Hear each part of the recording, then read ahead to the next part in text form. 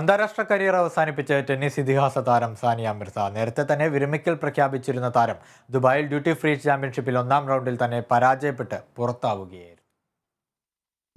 American താരം Madison കേസിനൊപ്പം കളത്തിലിറങ്ങിയ Sania Russian സഖ്യത്തോടാണ് പരാജയപ്പെട്ടത്. 1 മണിക്കൂർ നീണ്ട പോരാട്ടത്തിനൊടുവിൽ 4-6, 0-6 എന്ന സ്കോറിനായിരുന്നു സാനിയ സഖ്യത്തിന്റെ പരാജയം. 2003 കരിയർ ആരംഭിച്ച ഇന്ത്യൻ ടെന്നീസ് താരം 2.5 വർഷം കോർട്ടിൽ നിന്നും വിട്ടുനിന്നു. എന്നാൽ 2020 ഹൊബാർട്ട് ഇന്റർനാഷണൽ കിരീടം അലങ്കരിച്ചുകൊണ്ടായിരുന്നു സാനിയ തന്റെ തിരിച്ചുവരവ് അറിയിച്ചത്. 36-ാം വയസ്സിൽ കരിയർ അവസാനിപ്പിക്കുമ്പോൾ 6 ഗ്രാൻഡ്സ്ലാം കിരീടങ്ങളാണ് താരം സ്വന്തമാക്കിയത്. സ്വിസ് ഇതിഹാസ താരം മാർട്ടിന ഹിഞ്ചിസിനൊപ്പം 3 തവണ വനിതാ ഡബിൾസ് ഗ്രാൻഡ്സ്ലാമുകൾ സാനിയ സ്വന്തമാക്കി. 3 മിക്സഡ് ഡബിൾസ് കിരീട നേട്ടത്തിൽ ഇന്ത്യൻ താരം മഹേഷ് ഭൂപതിയാണ് സാനിയയുടെ പങ്കാളിയായത്.